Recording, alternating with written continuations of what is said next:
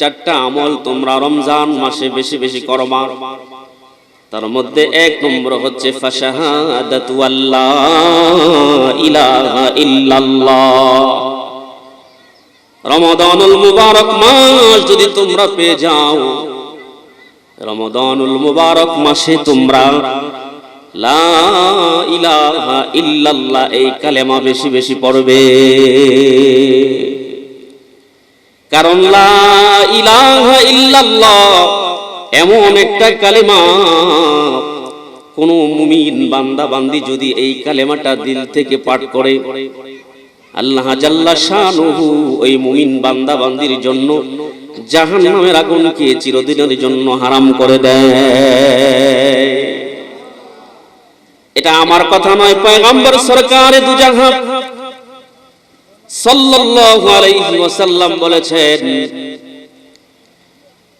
মান শাহিদা আল্লাহ ইলাহা ইল্লাল্লাহ, যেই ব্যক্তি এই সাক্ষ্য দিবে আল্লাহ ছাড়া কোনো মাবুদ নাই, ওয়া আন্না মুহাম্মাদান আবদুহু ওয়া রাসূলুহু, এবং মুহাম্মদ মুস্তাফা সাল্লাল্লাহু আলাইহি ওয়াসাল্লাম আল্লাহর বান্দা এবং রাসূল।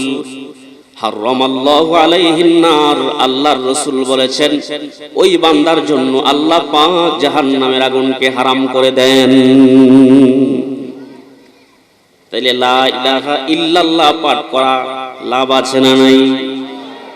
অন্য একটি হাদিসে নবীজি সাল্লাল্লাহু আলাইহি ওয়াসাল্লাম বলেছেন, মিশকাতুল মাসাবি কিতাবুল ঈমান অধ্যায় হাদিসটা এসেছে, মাফাতিহুল জান্নাতি শাহাদাতু আল্লা ইলাহা ইল্লাল্লাহ।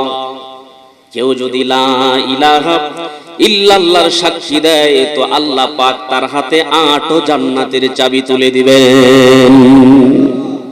তাহলে লা ইলাহা ইল্লাল্লাহ বেশি বেশি পাঠ করার দরকার আছে না নাই? আফসোসের বিষয় হচ্ছে বিশেষ করে আমাদের এই প্রত্যন্ত অঞ্চলের মানুষ অবসর সময় পাইলেই দোকান পাটে, হয়তো লুডু খেলায়, নাইলে ক্রাম বোর্ডে, আছে না নাই? এই জোরে বলেন না আছে না নাই? রমাদানুল মুবারক মাস, বরকতের মাস, বাবা হাতে ধরি পায়ে পড়ে বলে যাই, আপনি যদি একটু অবসর সময় পান, বৈশা বৈশাখ কালেমাটা পড়েন না, দেখবেন তো আল্লাহ পাক আপনার শান কত বাড়ায়া দিছে। আল্লাহ পাক আপনার শান মান প্রতিপত্তি কত বাড়ায়া দিছে, আন্দাজ করতে পারবেন না। আফসোস তখনই লাগে আমরা একটু অবসর পাইলে দোকানে বৈশা ঘন্টার পর ঘন্টা সময় কাটাই, চায়ের স্টলে আড্ডায় ঘন্টার পর ঘন্টা সময় কাটাই, লা ইলাহা ইল্লাল্লাহ পড়বার টাইম আমাদের কাছে নাই। এজন্য আজ থেকে প্রায় ১৫০০ বছর আগে নবীজি সাল্লাল্লাহু আলাইহি ওয়াসাল্লাম বলেছেন, রমাদানুল মুবারক মাসে, এই বরকতের মাসে 4টা আমল তোমরা বেশি বেশি করবা। তার মধ্যে এক নম্বর হলো ফাশাহাদাতু আল্লা ইলাহা ইল্লাল্লাহ, বেশি বেশি লা ইলাহা ইল্লাল্লাহ পাঠ করা। 2 নম্বর পয়গম্বর সরকারে দু জাহান সাল্লাল্লাহু আলাইহি ওয়াসাল্লাম বলেছেন, ওয়া তাস্তাগফিরুনাহু, রমাদানুল মুবারক মাসে বেশি বেশি তোমরা ইস্তিগফার করবা, আল্লাহর কাছে ক্ষমা প্রার্থনা করবা, আল্লাহর কাছে ক্ষমা চাইবা। আমরা ক্ষমা চাইবো কার কাছে? এ জোরে বলেন না, ক্ষমা চাইবো কার কাছে? আল্লাহর কাছে ক্ষমা চাইলে আল্লাহ ক্ষমা দেয়নি। আমার মুসলমান ভাইরা, আপনি যদি নিজের গুনাহের কথা স্মরণ করে অনুতপ্ত হইতে থাকেন, লজ্জিত হইতে থাকেন, আর আল্লাহর কাছে বলতে থাকেন আস্তাগফিরুল্লাহ, আল্লাহ আমি তোমার কাছে ক্ষমা চাচ্ছি, শুধুমাত্র একটা এই ছোট্ট বাক্য আস্তাগফিরুল্লাহ, আল্লাহ আমি তোমার কাছে ক্ষমা প্রার্থনা করছি, এই বাক্যটা আপনার জীবনকে পরিবর্তন করে দিবে। আল্লাহর কাছে যে বান্দা ক্ষমা চায়, আল্লাহ পাক ওই বান্দার উপর সন্তুষ্ট হয়ে যায়। বলুন সুবহানাল্লাহ। আরে আস্তাগফিরুল্লাহ এমন একটা বাক্য, এই বাক্য যারা বেশি বেশি পাঠ করে তাদের শান আল্লাহ বাড়ায়া দেয়, তাদের মর্যাদা আল্লাহ পাক বাড়ায়া দেয়, তাদের মনের আশা আল্লাহ পূর্ণ করে দেন, তাদের রিজিকে আল্লাহ বরকত দান করেন, তাদের হায়াতে আল্লাহ বরকত দান করেন। দেখুন ইমাম আহমদ ইবনে হাম্বল রাহমাতুল্লাহি আলাইহি সফরে বের হয়েছেন।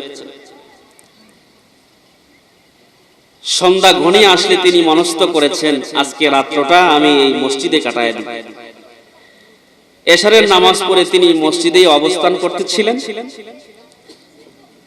মসজিদের যিনি খাদেম ছিলেন, খাদেম সাহেব লক্ষ্য করলেন যে এই লোকটা অপরিচিত, বিন্দিসি মানুষ, মুসাফির মানুষ। বলতেছেন, হযরত আপনি মসজিদ থেকে বের হয়ে যান। আহমদ ইবনে হাম্বল রাহমাতুল্লাহি আলাইহি বলতেছিলেন যে ভাইজান, আমি তো বহুদূর থেকে এসেছি, মুসাফির মানুষ, আমার থাকা এবং যাওয়ার কোনো জায়গা নেই, আপাতত নিয়ত করেছি এই মসজিদে অবস্থান করব, আমাকে আপনি বাহির করে দিন। কিন্তু খাদেম সাহেব ওনার কোনো কথাই শুনলেন না। খাদেম সাহেব বলতেছিলেন, আপনার মতো বহু মুসাফির এখানে আসছে, রাত্রে থাকার রিকোয়েস্ট করেছে, রাত্রে জায়গা দিয়েছি, সকালবেলা মসজিদের মাইক নিয়ে বাজছে, আছে না নাই? বহু অঘটন হয়েছে, অতএব আপনাকে সুযোগ দেওয়া হবে না। আমার মুসলমান ভাইরা, শরীয়তের চারজন ইমামের মধ্যে ইমাম আহমদ ইবনে হাম্বল রাহমাতুল্লাহি আলাইহি অন্যতম একজন ইমাম। তিনি ওনার কাছে অনেক রিকোয়েস্ট করলেন, কিন্তু খাদেম সাহেব কোনো মতেই ওনাকে অ্যাকসেপ্ট করলেন না। টেনে শেষরে বাহিরে বের করে উনি মসজিদ তালা লাগায়া দিলেন। ইমাম আহমদ ইবনে হাম্বল রাহমাতুল্লাহি আলাইহি বড় শাইখুল হাদিস মুহাদ্দিস ছিলেন, যুগের সবচেয়ে বড় আলেম ছিলেন, কিন্তু খাদেম সাহেব চিনতেন না। এজন্য টেনে শেষরায়া মসজিদ থেকে বের করে দিয়েছে। তিনি হাঁটতে হাঁটতে পাশে একটা বাজার ছিল, বাজারে প্রবেশ করে দেখলেন একটা হোটেল, হোটেলের মধ্যে খানা পিনা চলতেছে, আর এক ব্যক্তি রুটি তৈরি করতেছে আর আস্তাগফিরুল্লাহ পাঠ করতেছে। সুবহানাল্লাহ। রুটি বানায় আর আস্তাগফিরুল্লাহ পড়ে। দীর্ঘক্ষণ তিনি বসে বসে দেখতেই ছিলেন। এক পর্যায়ে যখন দোকানের মানুষজন কমে গেছে, ইমাম আহমদ ইবনে হাম্বল রাহমাতুল্লাহি আলাইহি এই রুটি তৈরিকারী প্রস্তুতকারীকে ডাকতেছেন, ভাই একটা কথা বলবো? হ্যাঁ বলেন।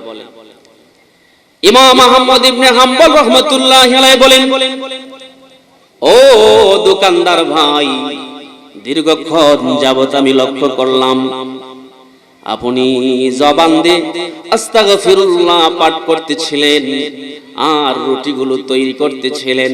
একটা মুহূর্তের জন্য আপনার জবানকে আমি বন্ধ পাই নাই। এই আস্তাগফিরুল্লাহর মধ্যে এমন কি মাহাত্ম্য আছে, আস্তাগফিরুল্লাহর মধ্যে আপনি এমন কি পেয়েছেন যার কারণে প্রতিটা মুহূর্তে আপনি আস্তাগফিরুল্লাহ আস্তাগফিরুল্লাহ পাঠ করতেছিলেন।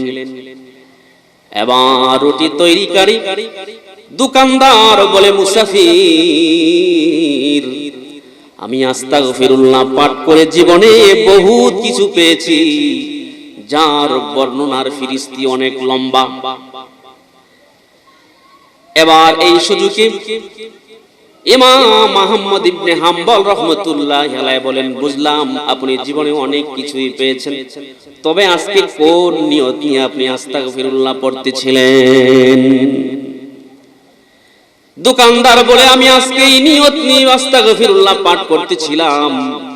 বর্তমান যুগে একজন ইমাম আছে, ইমাম আহমদ ইবনে হাম্বল রাহমাতুল্লাহি আলাইহি জীবনের কর্মব্যস্ততার কারণে ইমাম আহমদ ইবনে হাম্বল রাহমাতুল্লাহি আলাইহি দু চোখ দিয়ে দেখার সুযোগ হয় নাই। আস্তাগফিরুল্লাহ পাঠ করতেছি আর নিয়ত করতেছি, আল্লাহ পাক যেন আমাকে দুই চোখ দিয়া ইমাম আহমদ ইবনে হাম্বলকে না দেখায় মরণ না দেয়। ইমাম আহমদ ইবনে হাম্বল রাহমাতুল্লাহি আলাইহি জায়গা থেকে দাঁড়ায় গেলেন, আরে ভাই, কি আশ্চর্য ঘটনা, তুমি যে নিয়তে আস্তাগফিরুল্লাহ পাঠ করতেছিলে ইমাম আহমদকে না দেখে যেন আল্লাহ তোমার মরণ না দেয়। আল্লাহর কসম, আমি সেই ইমাম আহমদ ইবনে হাম্বল, আজকে তোমার মনের আশা আল্লাহ পূর্ণ করে দিছে।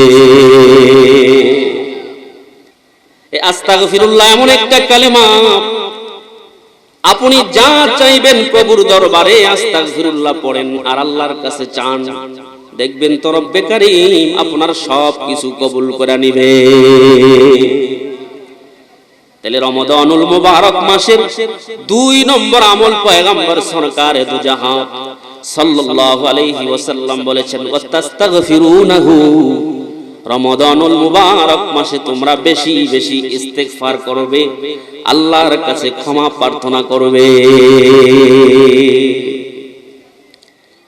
3 নম্বরে আল্লাহর পয়গম্বর বলেছেন, ফাতাসআলুনাল্লাহাল জান্নাহ, রমাদানুল মুবারক মাসে বেশি বেশি আল্লাহর কাছে জান্নাত চাইবে।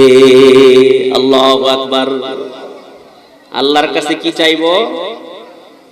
সবাই বলেন না ভাই, আল্লাহর কাছে কি চাইবো? ফাতাসআলুনাল্লাহাল জান্নাহ, আল্লাহর নবী বলেছেন রমাদানুল মুবারক মাসে তোমরা বেশি বেশি আল্লাহর কাছে জান্নাত চাইবে। জান্নাত চাওয়ার দরকার আছে না নাই? জান্নাতের জন্য তো চাইবেন। আল্লাহ জাল্লা শানুহু রমাদানুল মুবারক মাস শুরু হওয়ার দিন থেকে নিয়ে শেষ অবধি রমাদানুল মুবারক টোটাল মাসে জান্নাতকে সজ্জিত করতে থাকে। বলুন সুবহানাল্লাহ। যদি সময় থাকে ওই হাদিসটাও শোনাবো ইনশাআল্লাহ। তাহলে 3 নম্বরে হচ্ছে রমাদানুল মুবারক মাসে আমরা আল্লাহর কাছে জান্নাত চাই। কি চাইব? জান্নাত। এখন কোন জান্নাত চাইবেন? নবীজি সাল্লাল্লাহু আলাইহি ওয়াসাল্লাম এক হাদিসে বলেছেন, উম্মত আমার, তোমরা যখন আল্লাহর কাছে আল্লাহর জান্নাত চাইবে, সবচাইতে দামি যে জান্নাত, জান্নাতুল ফিরদাউসটা তোমরা চাইবে। রমজান মাসে 4 নম্বর যে জিনিসটা বেশি বেশি করার জন্য পয়গম্বর সরকারে দু জাহান সাল্লাল্লাহু আলাইহি ওয়াসাল্লাম বলেছেন, 4 নম্বর হলো ওয়াতাউযুনা বিহি মিনান নার। 4 নম্বর হচ্ছে জাহান্নাম থেকে আল্লাহর কাছে পানাহ চাইবে। 3 নম্বর আল্লাহর কাছে জান্নাত চাইবে, 4 নম্বর জাহান্নাম থেকে পানাহ চাইবে। এই 4টা আমল একদম সহজ। এই 4টা আমল করতে কোনো টাকা লাগবে? কথা বলেন, পয়সা লাগবে? শুধুমাত্র একটু সময় লাগবে। এই সময়টা যদি আমরা আড্ডায় না দিয়া, গল্প গুজবে না দিয়া একটু আমল করি। অনেক ভাই বেরাদার আছেন, পর্দার আলের মা বোনেরা আছেন, যারা কোরআন শরীফ পড়তে পারেন না। আপনারা তো কমাস কম এগুলো পারবেন যেগুলো বললাম। তাহলে রমাদানুল মুবারক মাস, বরকতের মাস, এই মাসে এই মাসকে কাজে লাগাইতে হইলে নবীজি বলছেন 4টা আমল বেশি বেশি করতে হবে। কয়টা আমল? 4টা আমল করব তো ইনশাআল্লাহ।